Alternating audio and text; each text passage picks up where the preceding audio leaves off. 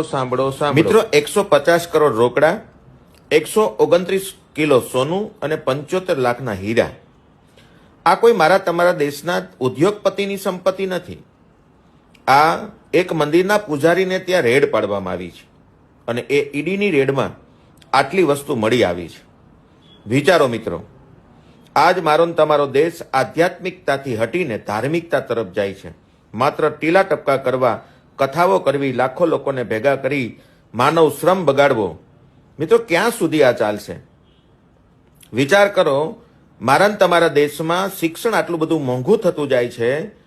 જે બિલ્ડિંગ પાયાથી લઈ અને ઉપરના માળ સુધી માત્ર દાનના પૈસાથી જ ઊભી થાય છે, એ બિલ્ડિંગની અંદર પણ વર્ષના 1,80,000 રૂપિયા બાળકને ભણવાની ફી લેવાય છે. મિત્રો, જાગો તો સારું છે, ન જાગો તો અમારા જેવા અનેક લોકો કદાચ બરડા પાડી પાડીને પણ જો કહેવામાં આવશે તો પણ મારા ને તમારા દેશમાં આવા લોકોથી બચી નહીં શકાય. મિત્રો, હું મંદિરનો વિરોધી નથી.